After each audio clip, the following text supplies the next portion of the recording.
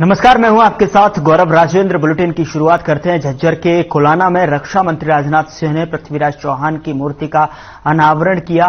इस मौके पर रक्षा मंत्री के साथ सीएम मनोहर लाल और प्रदेश अध्यक्ष ओपी धनखड़ भी मौजूद रहे, जिसके बाद उन्होंने कहा कि प्रधानमंत्री नरेंद्र मोदी देश में सांस्कृतिक पुनर्जागरण शुरू किया है।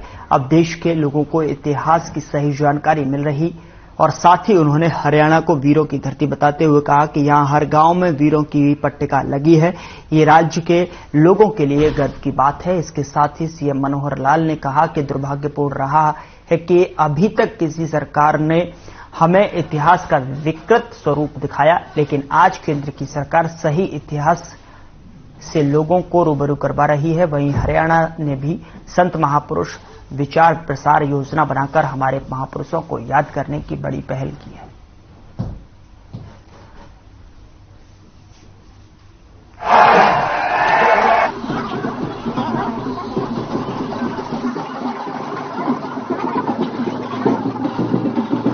प्रतिमा लगनी चाहिए और हरियाणा की धरती पर आप लोगों ने महाराजा पृथ्वीराज चौहान की भव्य प्रतिमा लगाकर आपने दिखाई है। मैं जानता हूं पृथ्वीराज चौहान के संबंध में बहुत सारी बातें आप लोगों ने पढ़ी होंगी इतिहास के पन्नों पर और लोगों के द्वारा भी सुनी होंगी। बहुत विस्तार में नहीं आने वाले थे उनके बारे में यहां पर मौजूद हूं। कुछ बारे आपके सामने मैं यहां पहुंचा। अंग्रेज इतिहासकार जेम्स टॉड ने सम्राट पृथ्वीराज चौहान को अंतिम हिंदू राजा कहा, जबकि सच्चाई है कि हम सभी जानते हैं कि यह बात ऐतिहासिक रूप से सही नहीं है। सच्चाई है कि उनके बाद भी भारत के अनेक हिस्सों में हिंदू शासकों का पालन रहा है। अब इसमें सबसे उल्लेखनीय है छत्रपति शिवाजी महाराज का मराठा शासन मिला।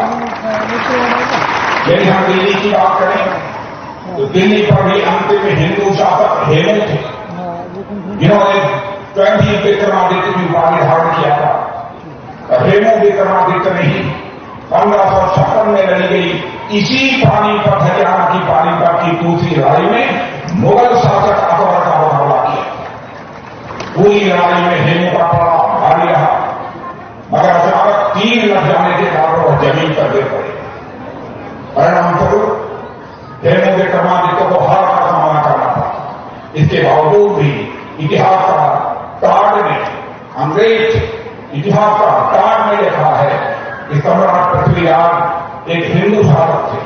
तो इसके पीछे कारण क्या है, मैं चाहता हूं इसको समझने की जरूरत है।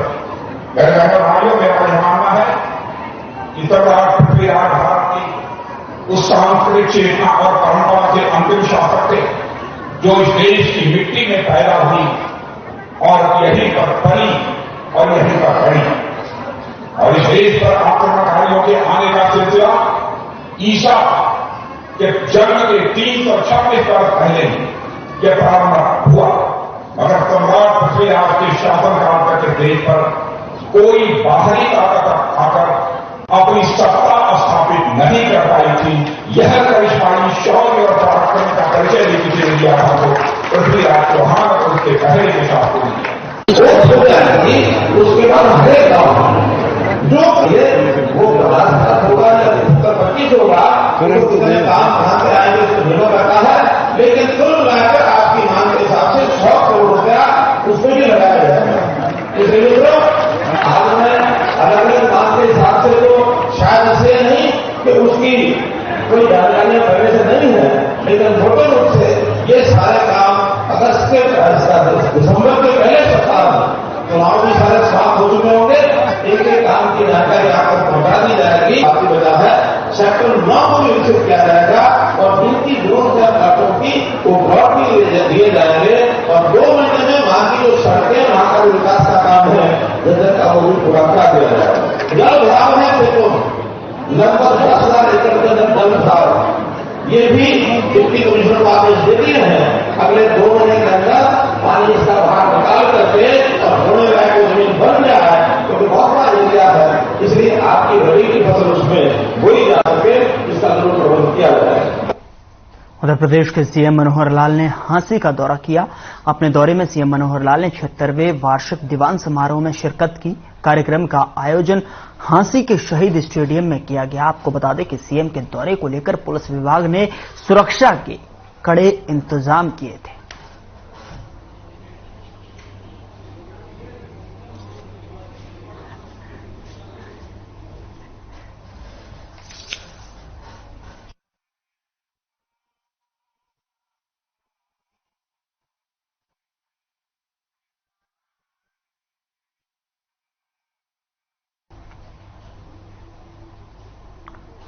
उधर उत्तराखंड स्थापना दिवस समारोह में परिवहन एवं खनन मंत्री मूलचंद शर्मा पहुंचे और आदमपुर उपचुनाव को लेकर बयानबाजी कर रहे नेता प्रतिपक्ष और पूर्व मुख्यमंत्री भूपेंद्र सिंह हुड्डा पर बड़ा बयान दिया है।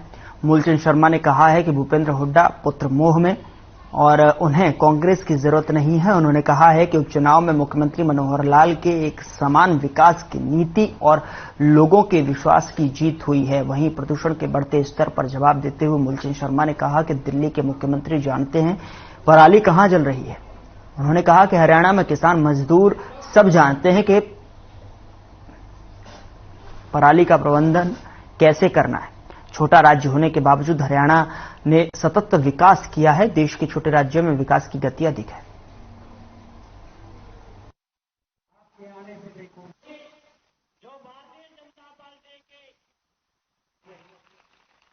आज उत्तराखंड राज्य की स्थापना दिवस समारोह रखा हुआ है और हरियाणा में जितने उत्तराखंड के लोग हैं उन्होंने सारा कार्यक्रम यहाँ पे करनाल में जो आयोजित किया है। शशिपाल मेहता जी हैं, हमारे नरेंद्र जी हैं, ओम प्रकाश जी हैं। तो ये कार्यक्रम है कि उत्तराखंड के लोगों के अपने खुशी का इजहार जो किया है और उत्तराखंड को जो देश के पूर्व में प्रधानमंत्री रहे अटल बिहारी वाजपेयी जी ने इसकी स्थापना करी थी 2000। जननायक जनता पार्टी के प्रधान महासचिव दिग्विजय चौटाला जनसभा को संबोधित करने बल्लभगढ़ पहुंचे, जहां उन्होंने कहा कि आदमपुर में हुई जीत बीजेपी और जेजेपी गठबंधन की जीत है। इसके साथ ही उन्होंने कहा कि जब हुड्डा गठबंधन सरकार में भ्रष्टाचार की बात करते हैं तो उन्हें तथ्यों के आधार पर बात करनी चाहिए। केवल हवाई बातें करने से कुछ नहीं होने वाला।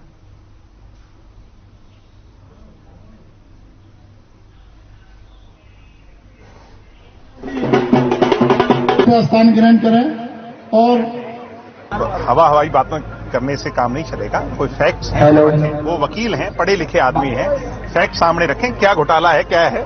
अगर इस तरह की कोई बात होगी तो उस पर जरूर काम करें। आदमपुर चुनाव को लेकर क्या किसकी जीत मानी?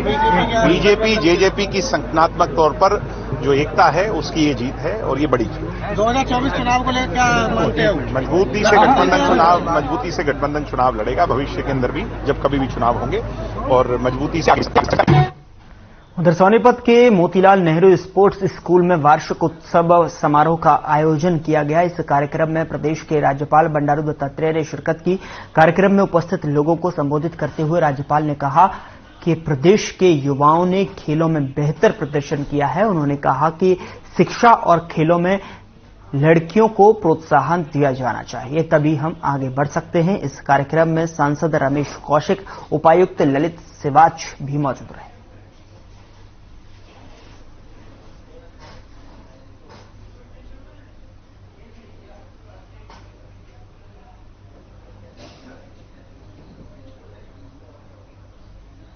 Thank you. ये बदलाव आना जरूरी है। पहले के जमाने में बच्चे जब पढ़ते थे तो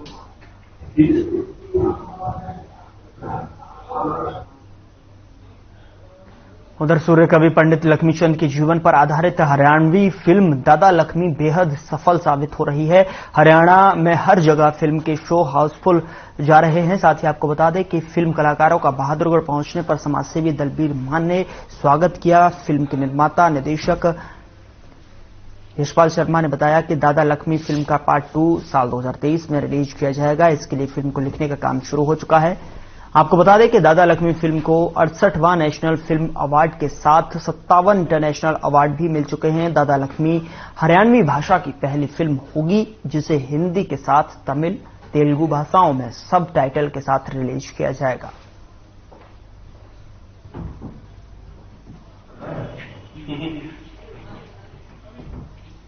आज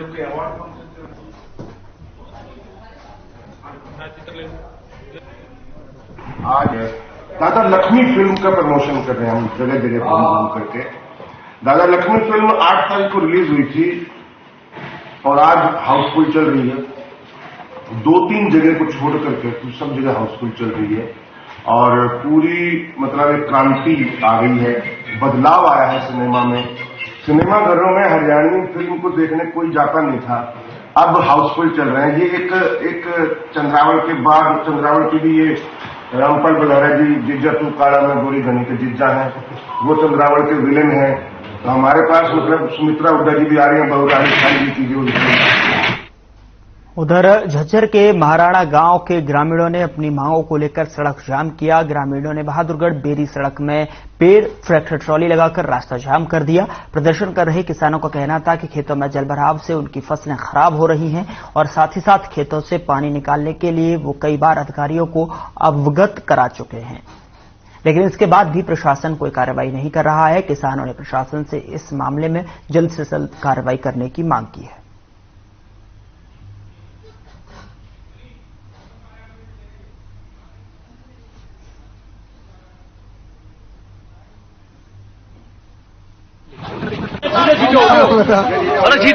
किसान की समस्या की तरफ ये सरकार कोई ध्यान नहीं दे रही। पिछले 2 महीने से हमारा डेली यहाँ पे आना जाना होता है।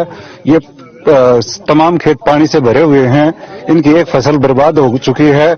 अगली फसल जो गेहूं की होनी है वो बोने के लिए धरती तैयार नहीं होगी अगर ये ऐसा पानी का भराव रहा। तो जल निकास की समस्या इन लोगों की जेन्युइन समस्या है और इसके लिए हम समर्थन करते हैं इनकी बात का। हमने इंतजार करते हैं आपके कहने पे। 1 महीना पहले मोटर और पाइप दे दिए थे, लेकिन लाइट उससे दिन कटवा दी थी, 1 दिन चल लिए थे हुए। तो जाम आज खोलोगे? नहीं कर लाएंगे बिल्कुल भी। उनने 1 महीना काट लिया तो हमारे तो 15 दिन का टाइम चाहिए। हमने भी नाले में हिस्सा हमारा भी, हमारे गांव का भी होगा उसमें। गवर्नमेंट का वो एक उचरने वाला नाला नहीं है, 24 घंटे लाइट चाहिए और 15 दिन तक चाहिए। उधर अम्बाला कैंट में पुरानी रंजिश के चलते 16 वर्षीय किशोर को गोली मार दी गई। आपको बता दें गोली किशोर की पीठ में लगी है, जिसकी गंभीर हालत को देखते हुए डॉक्टरों ने पीजीआई चंडीगढ़ रेफर कर दिया है। किशोर सागर ग्रीन पार्क के नजदीक का रहने वाला है, जो सुभाष नगर स्थित सरकारी स्कूल में कक्षा 8वीं का छात्र है। वारदात के बाद से बदमाश फरार बताए जा रहे हैं। पुलिस ने 13 आरोपियों के खिलाफ आर्म्स एक्ट और हत्या के प्रयास समेत विभिन्न धाराओं के तहत केस दर्ज किया है।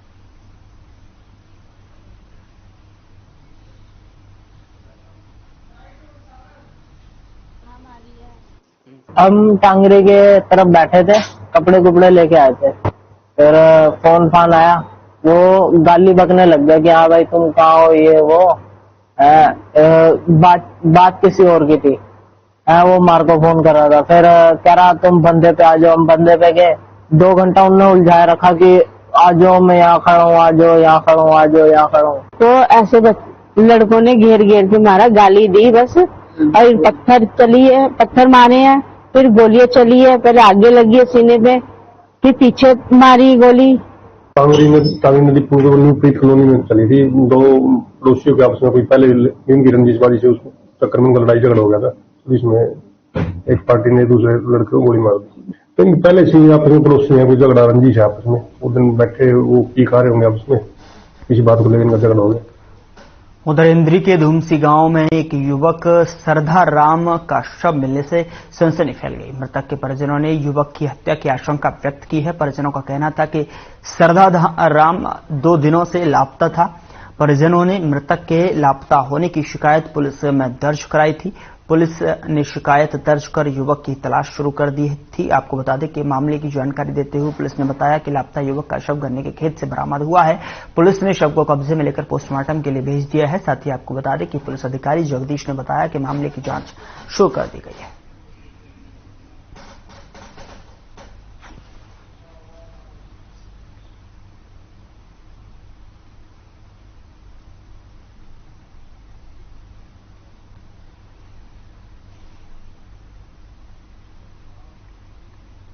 उधर कुरुक्षेत्र में पुलिस का अवैध नशे के खिलाफ अभियान जारी है। इस अभियान के तहत पुलिस टीम लगातार छापेमारी कर रही है। कुरुक्षेत्र पुलिस ने अफीम रखने के आरोप में एक युवक कुलदीप सिंह को गिरफ्तार किया है। पुलिस ने गिरफ्तार आरोपी के पास से 1 किलो अफीम और 70 किलो डोडा बरामद किया है। पुलिस ने गिरफ्तार आरोपी पर मामला दर्ज कर कार्रवाई शुरू कर दी है।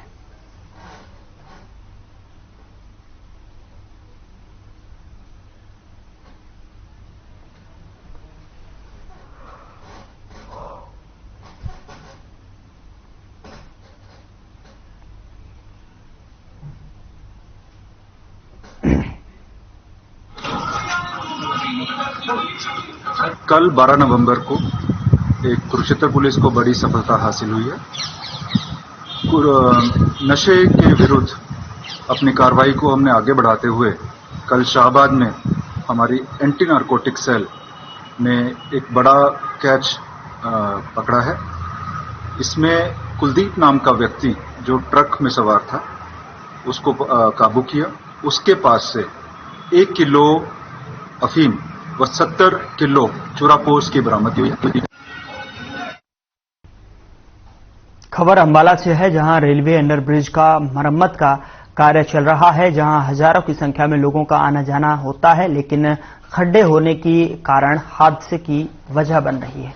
बता दें कि सेक्टर वासियों ने प्रशासन को कई बार शिकायत भी की, लेकिन उनके द्वारा कोई कार्रवाई नहीं की गई, जिसके बाद सेक्टर 8 से लेकर 10 की एसोसिएशन द्वारा लोगों की भलाई और दुर्घटना से बचाव के लिए यह कदम उठाया और अंडर ब्रिज की मरम्मत करवाने का काम शुरू किया गया।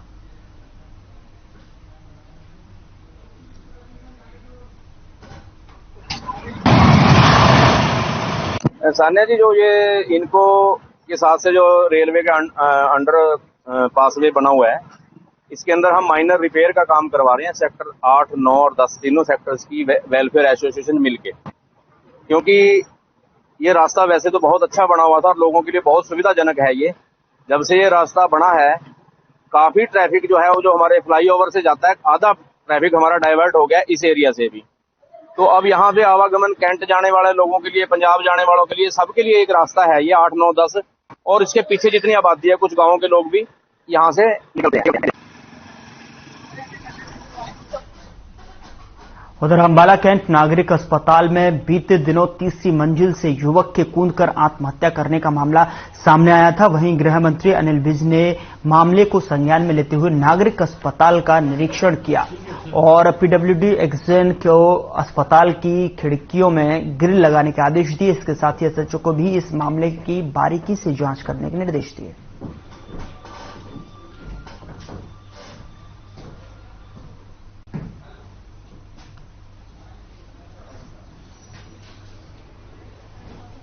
जो आपको पता है कि परसों रात एक यहाँ पे एक पेशेंट नर्सिंग में गया था आइसोलेशन वार्ड से, वो नंबर 36 थी। तो उनके साथ बाकी पुलिस के आला अफसर और पेशेंट के डेप्यूटी और बाकी लोग भी थे, हॉस्पिटल से भी सभी डॉक्टर साथ में मौजूद थे। तो आपने क्यों देखा है कि पहले वो उस जगह पे थी जहाँ पे वो पेशेंट मिला था। उसके बाद उन्होंने प्रॉपर सारा मुआयना किया बाहर से भी कि कहाँ से गिरा। उसके बाद वो उस आइसोलेशन वार्ड में 36 में आप सबके साथ भी माननीय अनिल विज जी स्वास्थ्य मंत्री ने उनका दौरा किया और ये दौरा 10 तारीख को हादसा हुआ था उससे संबंधित था और उन्होंने। अगली खबर का रुख करते हैं। खबर फरीदाबाद से है, जहां पर एनसीबी के द्वारा यानी कि नारकोटिक्स कंट्रोल ब्यूरो के द्वारा जो है यहां पर नशीले खेप जो है बरामद की गई है। साथ ही साथ बड़ी कार्रवाई भी देखने को मिली है। इस दौरान उन्होंने 4000 नशीले इंजेक्शनों की बड़ी खेप पकड़ी है। बताया जा रहा है कि दिल्ली से पलवल में सप्लाई के लिए 4000 नशीले इंजेक्शनों की बड़ी खेप जा रही थी। उसी दौरान टीम ने नशीले इंजेक्शन को लेकर आए युवक को गिरफ्तार कर लिया। साथ ही आरोपी के पास से एक बाइक और एक कार को भी बरामद किया गया है, जिसके बाद नारकोटिक्स कंट्रोल ब्यूरो के in charge sub inspector Satpal Singh ने कहा कि मुखबिर की सूचना मिलते ही जेजे कॉलोनी खयाला दिल्ली का रहने वाला अनमोल प्रतिबंधित नशीले इंजेक्शन बेचने का काम करता है और बाइक से नशीले इंजेक्शंस लेकर जो है बेचने के लिए जा रहा था और पुन्हाना के रहने वाले जतिन गर्ग को सप्लाई देगा। वहीं पुलिस ने 4000 नशीले इंजेक्शनों की खेप के साथ आरोपियों को गिरफ्तार कर लिया है। फिलहाल पुलिस इस पूरे मामले की जांच में जुटी हुई है।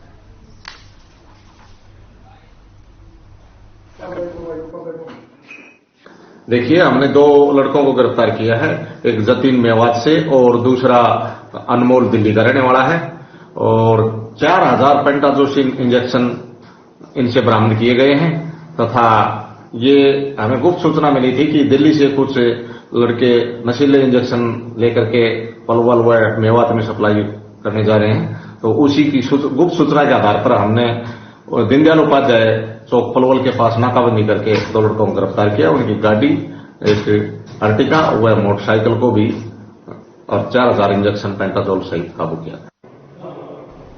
उधर भिवानी में भीम स्टेडियम में कड़ी सुरक्षा के बीच 12 से 25 नवंबर तक सेना भर्ती रैली होगी। शनिवार को महेंद्रगढ़ जिले के सतनाली और महेंद्रगढ़ तहसील के युवा अग्निवीर जनरल ड्यूटी पद के लिए भाग लेंगे। भर्ती को लेकर सेना सहित पुलिस और गुप्तचर विभाग की टीम भी मुस्तैद नजर आ रही है। भर्ती के लिए आने वाले युवाओं का प्रवेश सेक्टर 13 की ओर वाले द्वार से किया जाएगा। इसको लेकर भगत सिंह चौक क्षेत्र में फुटपाथ से अवैध कब्जे भी हटवाए गए हैं। भर्ती रैली की तैयारियों को लेकर उपायुक्त नरेश नरवाल ने तैयारियों का जायजा लिया।